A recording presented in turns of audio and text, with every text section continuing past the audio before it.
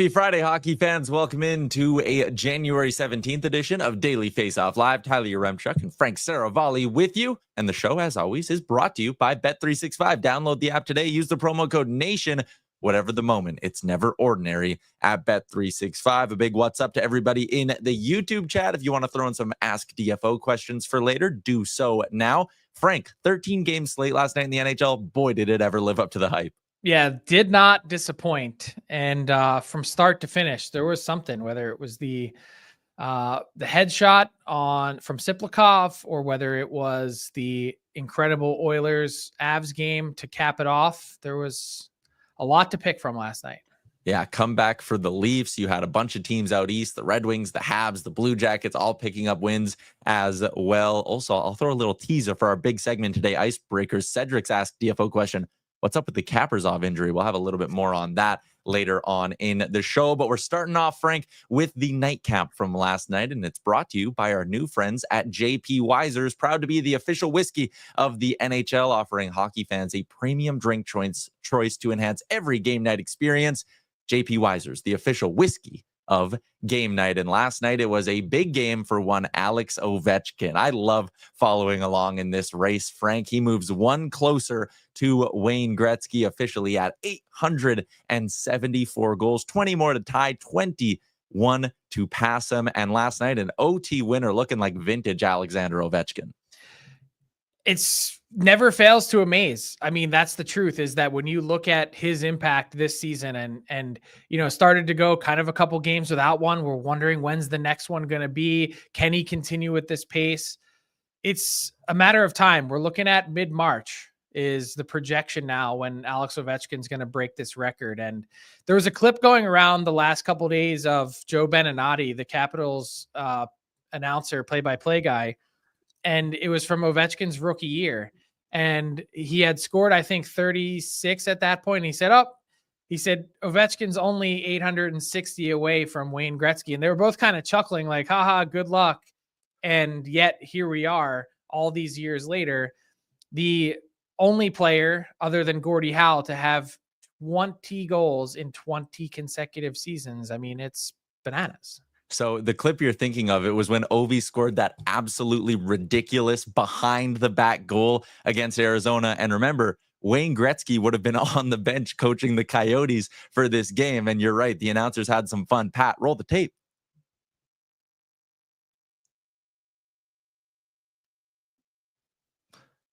Or maybe we won't roll the tape. A little technical hiccup on a Friday, but Frank described it perfectly. They did have some fun on the broadcast, and Ovi did. They were laughing. No one was taking it seriously. And here's the best part is that as recently as 5-7 years ago, no one was taking this seriously. Yeah. I can remember, I think John Butchergross is the first person to really kind of say, hey, look, this is a real thing that Alex Ovechkin can get to. And he was way out in front of everyone. Like he was like 10 years too early.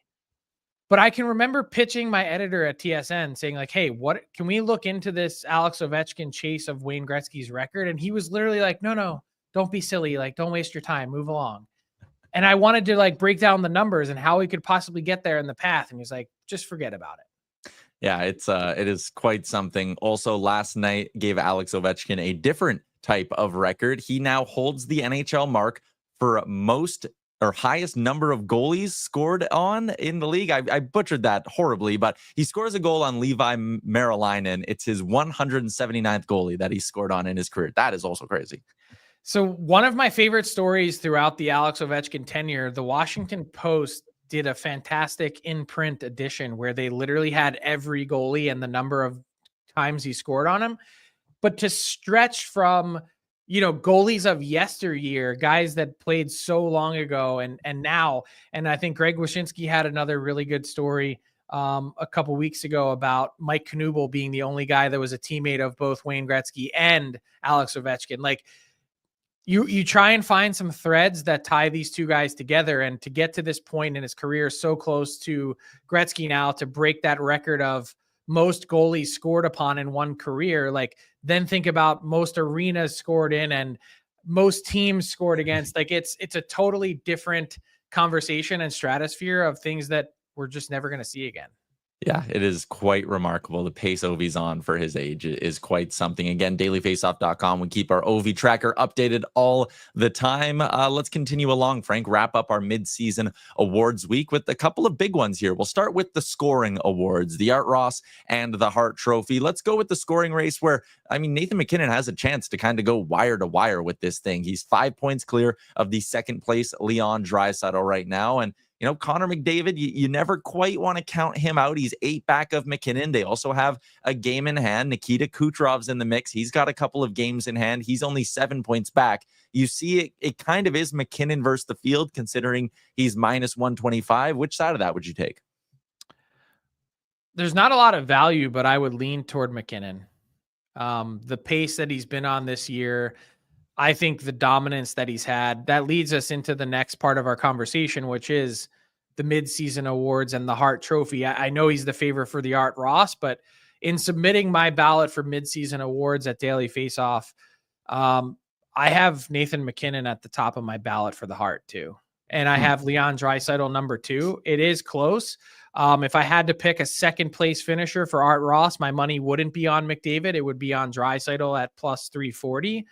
But my Hart ballot today, it's something like MacKinnon, Draisaitl. I'd have to rethink it a little bit because the Canucks, you know, since I cast the ballot late last week, the Canucks have fallen out of the playoffs. You can't have a Hart Trophy winner that's out of the playoffs, but I had Quinn Hughes 3, Kirill Kaprizov 4, and Zach Werenski 5. Interesting. I'll ask you a follow-up on the Hart Trophy in just a second, but to put a cap on the scoring awards, Leon Draisaitl also leading the way for the Rocket Richard. He is clearly the odds-on favorite there. 4 goals clear of second place Sam Reinhart and Mark Scheifele, who's in the mix as well. But I did want to ask you about, and this might sound weird, but like Austin Matthews, we've seen him go on these runs where he's like a goal a game for an entire month. If you were to do that, he would maybe get himself back in the mix. He's at 17 goals right now, so 14 back. Is that just insurmountable considering his health issues? I think it is, and not even just because of the health issues. I think to make up that much ground, like you would need these guys to also stop scoring. And I just don't believe that Draisaitl, Reinhart, Point, even Kyle Connor, all these guys are going to go quiet at the same time. So that plus the health issue, I think to me kind of makes it a non-starter. Like it doesn't feel like he's a guarantee to play every game the rest of the season based on what we know or think we know about the injury and how difficult it's been and the hints that he's given us about hoping that he's kind of fixed it.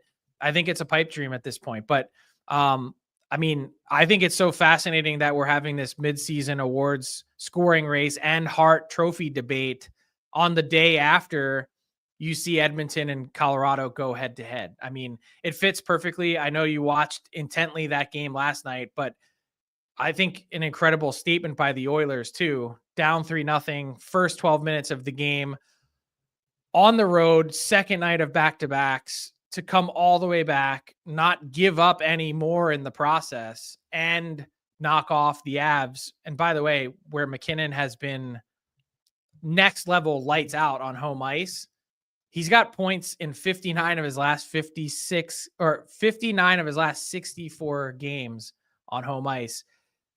Big reason why I've got him atop my midseason Hart Trophy ballot. But for me, I think the Oilers made a statement about who might the best team in the NHL be right now.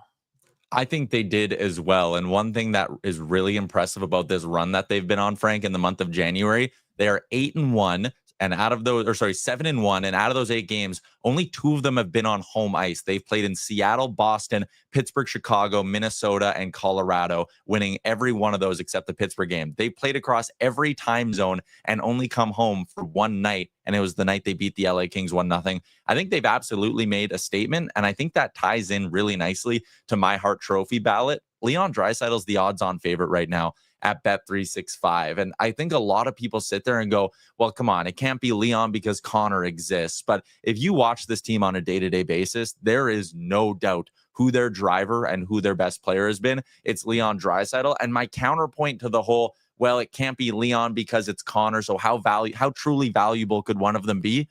Nathan MacKinnon has Mikko Rantanen. He is also top 5 in league scoring. And Cale Makar. Like, if you're going to make that argument against Draisaitl, it dead on applies to MacKinnon as well. Most game winners at 9, 4 of them coming in overtime. Again, I just think this is Leon Draisaitl deserves to be the front runner in my mind. Look, I think it's a worthy argument, and obviously me having him at 2, I'm a believer and certainly not skeptical at all of his candidacy, and I don't think this is the year to be making those claims about the supporting cast. I just think when you look at Colorado's year, what they've had to overcome is a lot more difficult than what the Oilers were looking at. Yeah, the Oilers were, 0-3 to start the year, and everyone was asking the same questions as the year prior. But the difference to me is the injuries that Colorado had and the pieces that they were missing up front, the terrible goaltending that they got week after week. That, yeah, MacKinnon basically, it was a 3-pronged effort, but MacKinnon, as the leader of that group and the heartbeat of everything that happens in Colorado, those 3 players carried that team to a 500 start through the first month and a half of the season while being absolutely decimated by injury. So I just think in terms of value, as good as Draisaitl has been, I think right now I have MacKinnon just a smidge ahead of that. So let me ask you about a couple of other guys, because you mentioned Quinn Hughes, and if the Canucks aren't in the playoffs, I guess it's a bit of a moot point, but it takes a lot for a defenseman to win MVP. It also takes a lot for a goalie to win MVP. Is there anything one of those 2 guys can do to maybe not win, but like get into your top 3 by the end of the season? Well, yeah, right now Hughes is my 3rd. And so what he would have to do is continue to play at a lights out level. Another circumstance where they've had some injuries, they've had drama, they've had a lot of things pop up, and yet quietly, stoically, Hughes has been that player that every single night is raising his level for the Canucks, kind of single-handedly keeping them in the mix. Different goalies have played. He's had different partners. Filip Hronek missed a huge chunk of time. Their power play has been all over the place and in flux, and yet he's the one guy you can rely on in Vancouver to give you what you need. I have another Canucks related question I want to throw you a little bit later on. If you want to have your say and you're watching along on the YouTube, go cast your vote. It's our Dominion Lending Center's poll question for today. More on that in a little as well. But let's shift gears and talk a little bit about the trade deadline. Frank, our deadline countdown article is courtesy of you. It's the Yanni Gourde kind of player breakdown. You threw a couple comparables in there, including the Adam Henrique deal from last season. When you look at Gourde, his numbers don't jump off the page to you, but is it fair to say the intangibles, I use air quotes, are what would draw contenders to him? It's not just the intangibles and the cup pedigree and the experience. It's also that he's a pain to play against. He's a pest with skill. And I think the big question surrounding Yanni Gourde is his health. He's out right now. He's been out since January 2nd. His GM, Ron Francis, said earlier this week that he's going to be out at least a couple more weeks. This is the 3rd different stint that he's been out of the lineup so far this season. So whatever he's dealing with obviously hasn't helped that production. And I'm wondering if it's been lingering on. But here's the thing. I think it's pretty reasonable for the Seattle Kraken to be asking for a late first-round pick here in exchange for Yanni Gourde. And I got some of the replies already on Twitter saying, come on, man, what are you on? And can I have some? Because look, his game hasn't been anywhere near the level of a first-round pick. You would have said the same thing about Adam Henrique last year. And he didn't have the cup pedigree that Gourde does. And he has not gotten to an offensive ceiling that Gourde has in the NHL. 64 career points was his season high. I think the career high for Adam Henrique is 50. Yeah, there were some other parts of that deal, Sam Carrick for sure, and there was obviously some stuff involved in retained salary, but the goalposts are right here with these 2 comparable trades. Ron Francis was involved in one last year, so Alex Wenberg brings back a late 2nd-round pick, 63rd overall. That's on the low side, and then on the high side, you've got Adam Henrique, 31st overall, somewhere in there, and if it's 28th, 29th, 30th, 31st in a worse than usual draft class, at least according to the experts, that isn't going to surprise me or anyone else. I know enough teams have been calling the Kraken. They've been trying to get Yanni Gourde out of Seattle since the season started in October and his ice time diminished and the Kraken got off to a poor start. I have no doubt that he's going to be traded. It's just a matter of how healthy can he get? What does he look like between now and then? And which team is most desperate for his services? Yeah, I mean, eventually the market does dictate the cost, right? That's about as simple of a statement as you can make on it. But Frank, with Gourde, and if there was a team that's going to give up a first rounder, like I do think the Henrique comparison is interesting because Henrique, I mean, he was scoring at a 28 goal pace when the Oilers acquired him from Anaheim. But what you have to remember there is like, you bring him in, he was playing top power play in Anaheim. He was playing as a winger in the top six at times and racking up all these points. You pay to bring him in as a third liner. With Gourde, I don't think you can really judge him as harshly. And I guess this is to agree with you on the first round pick thing. You can't judge him as harshly on his numbers because he's already playing that third line role. Like it's a bit more of he's already in the spot you'd have him in, if that makes any sense. But it does. And what I would say is like in any transaction that you make, what the first thing you have to do is properly set expectations. What are we looking for this player to accomplish and what role are we looking for him to fulfill? If you're looking for someone who can play third line center or wing or fourth line center, someone that could chip in on one of your penalty killing units in a pinch, if you needed him to play on your second power play unit, he's kind of a Swiss Army knife utility player that, look, he's not flashy. And I definitely have some concerns about where his game has been trending. The fact that he has just 71 shot attempts so far this year is a little bit alarming. And a lot of those have come from distance, which is not where he scores from. And he's not overly physical. So there are some things to be, buyer beware of, but he's also been a really clutch player. In the 2 Stanley Cup runs for the Tampa Bay Lightning, he scored 2 game winners of the 16 wins required both years. So that's 4 out of 32. That's 1/8 of what you're looking at in terms of what you need to accomplish to win a Stanley Cup. He's got 7 game-winning goals in the playoffs for his career, including an OT game winner. So he's done it. He's been there. And when I say that teams are always willing to pay a premium for that pedigree. So it's not just the numbers and the role. Unlike Henrique, unlike Wenberg, he's actually done it before, and that counts for even more. Yeah, I think that's a great point. Let's continue the trade talk and get into a new edition of Icebreakers brought to you by Charm Diamond Centers. You can get a custom ring built and delivered in less than 4 weeks with the Charm Masterpiece program. Check out their large selection of Canadian lab-grown diamonds and mined diamonds by visiting them online at charmdiamondcenters.com.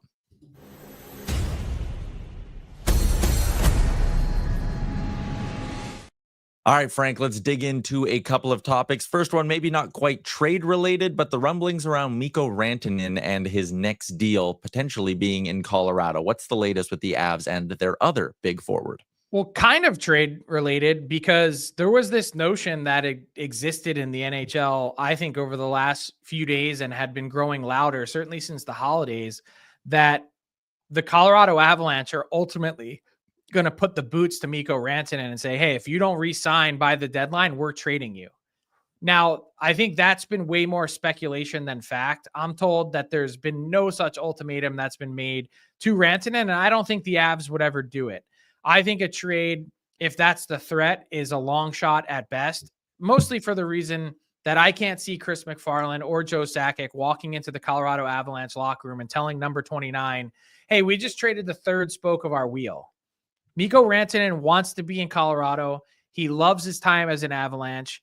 And yet these negotiations have been hard. If you remember a few years back, his deal also went down to the wire. This is a guy that has been hugely productive, a first ballot Hall of Famer. He has numbers that we're going to look back on however many years from now and go, Mikko Rantanen did what? That's how good he's been, and it's been somewhat quiet. And so what they're looking for, his group is something in line with Leon Draisaitl, a market-setting deal. By the way, he has the same agents as Leon Draisaitl, $14 million a year, and the Avs have drawn a hard line where they've been saying, hey, we've got a team salary cap here. Nathan MacKinnon, arguably the best player in the world. He's at 12.6. You need to be under that. The problem is with absolutes like that, everything changes. The rules change, the cap changes.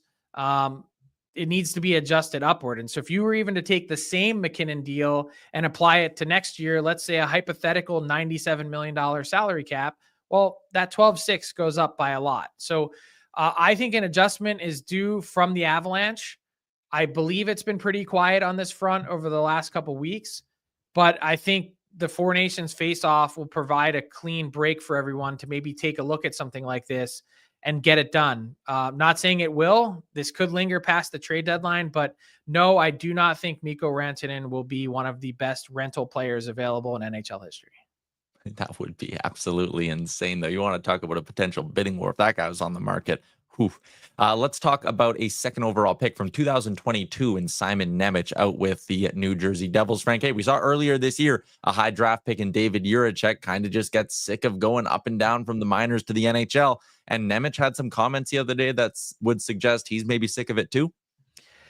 Yeah, it wasn't as full-throated as that. It was basically like, hey, are you at the point now? I think the question was phrased to him in Slovakian, and I'm, don't speak the language, but reading the translations are obviously always dangerous.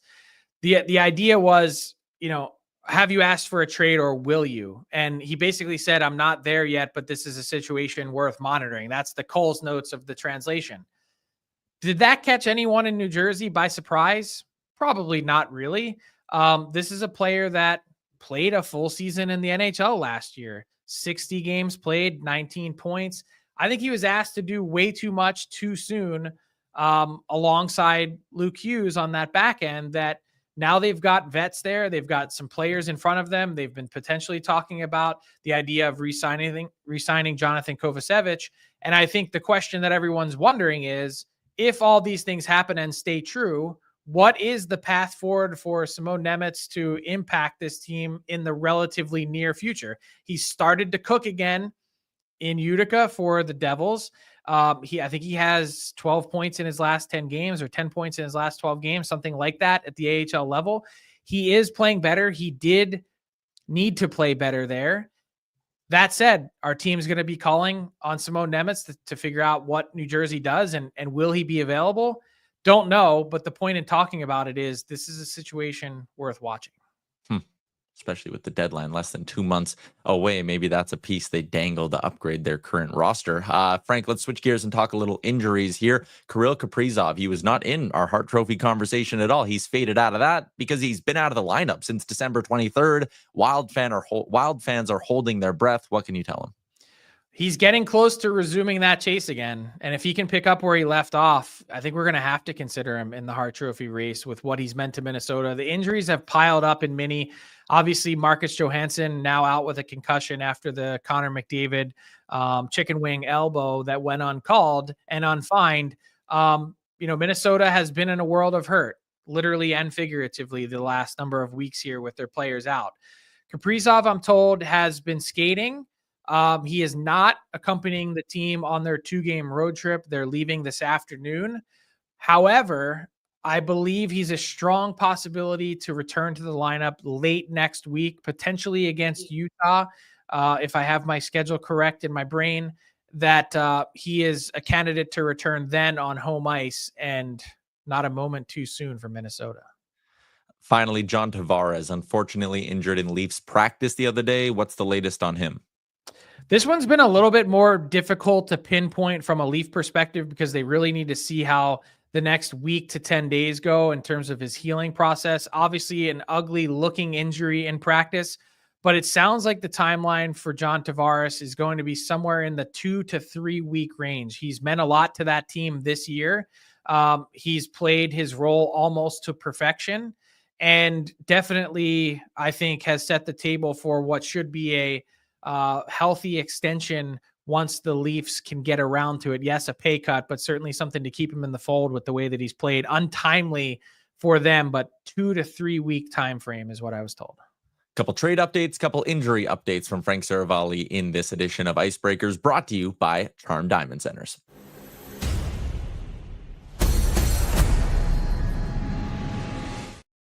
All right, Frank, let's see if the people are in line with us when it comes to the Hart Trophy. Our poll question results brought to you by Dominion Lending Centers. If your mortgage is up for renewal in the new year, lock in the best rates and products with Dominion Lending Centers. Visit them online, dominionlending.ca. Over on Twitter, it was 41% Leon Draisaitl, 23%. Nathan MacKinnon. Over in the YouTube, 55% Leon Draisaitl, 22% Nathan MacKinnon. Kaprizov comes in fourth, with the other option getting the third place. Are you surprised the public is pushing for Leon Draisaitl? Not really. I mean, look, they're obviously in the center of attention a lot of nights when they play, and I think everyone can universally recognize how special Draisaitl's season has been. By the way, we didn't even talk about it really at both ends of the ice.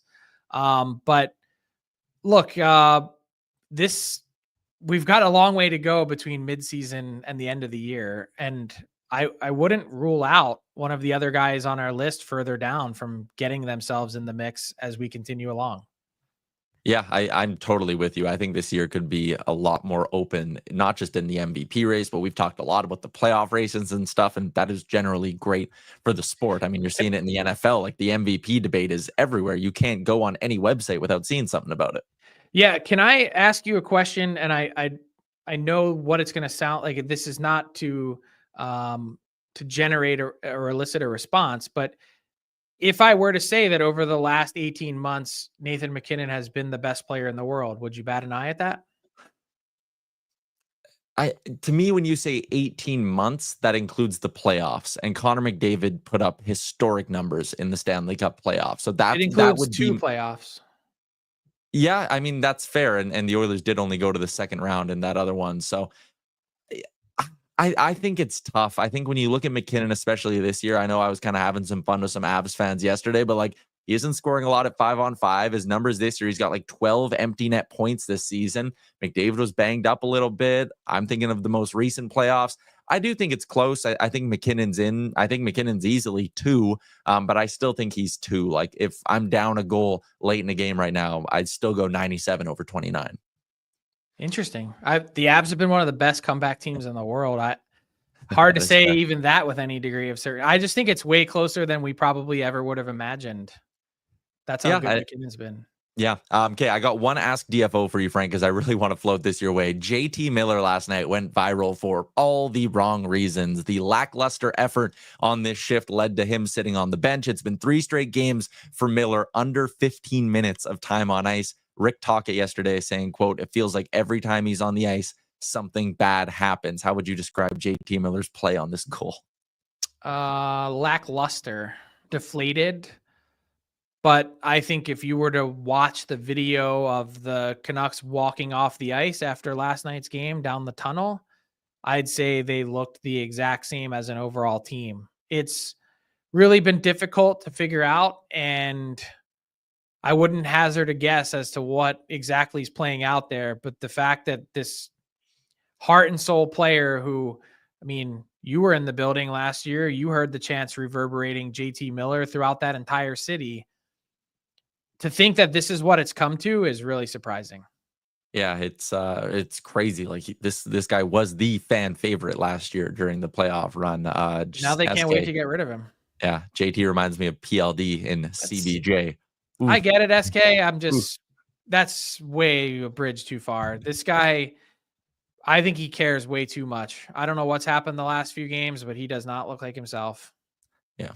All right, let's go to our daily bets for Bet365. Download the app today. Use the promo code NATION. Whatever the moment, it's never ordinary at Bet365. Nailed that shot prop parlay yesterday with Draisaitl and Nathan MacKinnon. Today, a moneyline underdog. Give me the Golden Knights. They are in Carolina taking on the Hurricanes, plus 130 on the money line. Honestly, it's Friday. I'll get spicy. I'll play the puck line tonight. I'm also playing a little goal scorer parlay. Pavel Dorofeyev. Second line minutes, top line power play minutes. He scored 7 goals in his last 10. Play him with Alex Tuck, who's got 5 in his last 10, 13-1 on the parlay. Why not get a little juicy here on a Friday night? And Frank, that brings us to garbage time. And I always love these moments. Out in Ottawa, Kim Sabrango watching her son take his rookie lap, doing the full 4-finger whistle there and cheering. This was cool.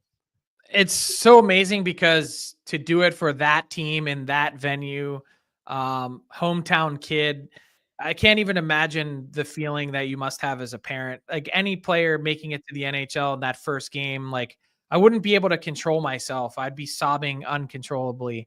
But to see that in that building with that jersey on, I think it just takes it to a whole other level. And you can just see the pride. And that's why I'm a sucker for any first NHL game story. It doesn't matter what it is, what city, what team. It's such a cool thing. And to see that, it just gets you excited about the game. Yeah, it was a really cool moment out in Ottawa. A nice positive way to end our week of shows here on Daily Faceoff Live. Everybody in the YouTube, you were great. For our producer, Pat Puff, have a great weekend, everybody. Enjoy the hockey, and we'll be back on Monday.